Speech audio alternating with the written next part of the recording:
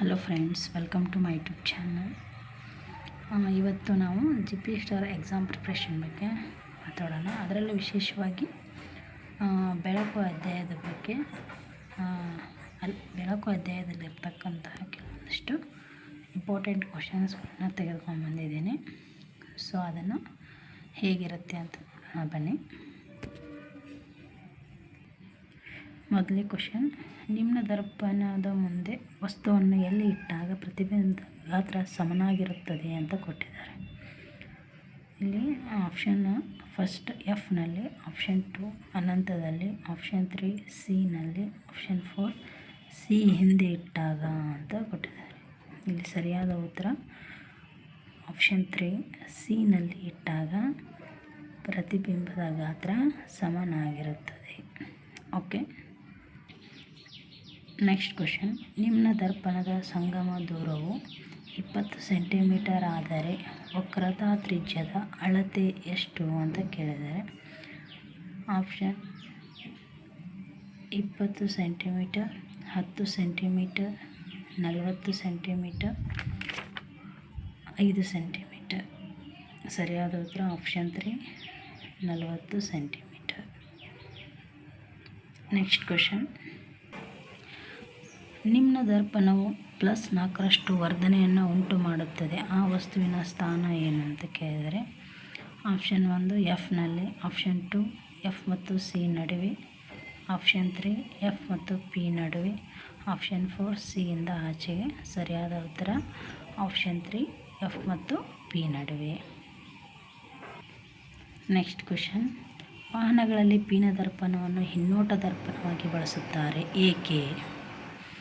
Option 1 ದೊಡ್ಡದಾದ ಪ್ರತಿಬಿಂಬ ಪಡೆಯಲು, ಆಪ್ಷನ್ 2 ಕಡಿಮೆ ದೃಷ್ಟಿ ಕ್ಷೇತ್ರ ಹೊಂದಿದೆ, ಆಪ್ಷನ್ 3 ತಲೆ ಕೆಳಗಾದ ಪ್ರತಿಬಿಂಬ ಪಡೆಯಲು, ಆಪ್ಷನ್ 4 ದೊಡ್ಡದಾದ ದೃಷ್ಟಿ ಕೇಂದ್ರ ಕ್ಷೇತ್ರವನ್ನು ಹೊಂದಿದೆ. ಇಲ್ಲಿ ಸರಿಯಾದ ಉತ್ತರ ಆಪ್ಷನ್ 4 ದೊಡ್ಡದಾದ ದೃಷ್ಟಿ ಕ್ಷೇತ್ರವನ್ನು ಹೊಂದಿದೆ. ಹಾಗಾಗಿ ವಾಹನಗಳಲ್ಲಿ ಪಿನ ದರ್ಪಣವನ್ನು ಹಿನ್ನೋಟ ದರ್ಪಣವಾಗಿ ಬಳಸುತ್ತಾರೆ. ನೆಕ್ಸ್ಟ್ ಕ್ವಶನ್, ವಜ್ರದ ವಕ್ರೀಭವನ ಸೂಚ್ಯಂಕವು ಆಪ್ಷನ್ 1 0.42, ಆಪ್ಷನ್ 2 1.42, ಆಪ್ಷನ್ 3 2.42, ಆಪ್ಷನ್ 4 1.5. ಇಲ್ಲಿ ಸರಿಯಾದ ಉತ್ತರ 2.42. ನೆಕ್ಸ್ಟ್ ಕ್ವಶನ್, ವಾಹನಗಳ ಹೆಡ್ಲೈಟ್ಗಳಲ್ಲಿ ಬಳಸುವ ದರ್ಪಣ ಯಾವುದು ಅಂತ. ವಾಹನಗಳ ಹೆಡ್ಲೈಟ್ಗಳಲ್ಲಿ ಅಂದರೆ ಮುಂದಿನ ಲೈಟ್ಗಳಲ್ಲಿ ಯಾವ ಒಂದು ದರ್ಪಣವನ್ನು ಬಳಸ್ತಾರೆ ಅಂತ ಕೇಳಿದರೆ, ಆಪ್ಷನ್ 1 ಪಿನ ದರ್ಪಣ, ಆಪ್ಷನ್ 2 ನಿಮ್ನ ದರ್ಪಣ, ಆಪ್ಷನ್ 3 ಸಮತಲ ದರ್ಪಣ, ಆಪ್ಷನ್ 4 ಯಾವುದೂ ಅಲ್ಲ. ಇಲ್ಲಿ ಸರಿಯಾದ ಉತ್ತರ ಆಪ್ಷನ್ 2 ನಿಮ್ನ ದರ್ಪಣವನ್ನು ವಾಹನಗಳ ಹೆಡ್ಲೈಟ್ಗಳಲ್ಲಿ ಬಳಸುತ್ತಾರೆ. ಓಕೆ. ನೆಕ್ಸ್ಟ್ ಕ್ವಶನ್, ಸಮತಲ ದರ್ಪಣದಲ್ಲಿ ಉಂಟಾಗುವ ವರ್ಧನೆ ಆಪ್ಷನ್ 1 0, ಆಪ್ಷನ್ 2 -1, ಆಪ್ಷನ್ 3 +1, ಆಪ್ಷನ್ 4 ಅನಂತ. ಇಲ್ಲಿ ಸರಿಯಾದ ಉತ್ತರ ಆಪ್ಷನ್ 3 +1. ಸಮತಲ ದರ್ಪಣದಲ್ಲಿ ಉಂಟಾಗುವ ವರ್ಧನೆ ಎಷ್ಟು? +1ರಷ್ಟು. ನೆಕ್ಸ್ಟ್ ಕ್ವಶನ್, ಸಂಗಮ ದೂರವನ್ನು ಇದರಲ್ಲಿ ಅಳೆಯಲಾಗುತ್ತದೆ ಅಂತ ಕೇಳಿದ್ದಾರೆ. Option 1 metre, option 2 dioptre, option 3 watt, option 4 ಅಶ್ವಶಕ್ತಿ. ಇಲ್ಲಿ ಸರಿಯಾದ ಉತ್ತರ ಆಪ್ಷನ್ 1 ಮೀಟರ್ಗಳಲ್ಲಿ ಸಂಗಮ ದೂರವನ್ನು ಅಳೆಯಲಾಗುತ್ತದೆ. ನೆಕ್ಸ್ಟ್ ಕ್ವಶನ್, -2D ಮಸೂರ ಸಾಮರ್ಥ್ಯ ಹೊಂದಿರುವ ಮಸೂರದ ಸಂಗಮ ದೂರ ಮತ್ತು ಸ್ವಭಾವವನ್ನು ತಿಳಿಸಿ ಅಂತ ಕೊಟ್ಟಿದ್ದಾರೆ. ಇಲ್ಲಿ ನಾನು ಡೈರೆಕ್ಟಾಗಿ ಆನ್ಸರಿಗೆ ಹೋಗಿಬಿಡ್ತೇನೆ. ಆಪ್ಷನ್ 4 -50 ಸೆಂಟಿಮೀಟರ್ ಹಿಮ್ಮುಖವಾದ ಸಂಗಮ ದೂರ ಮತ್ತು ಸ್ವಭಾವವನ್ನು ಹೊಂದಿರುತ್ತದೆ.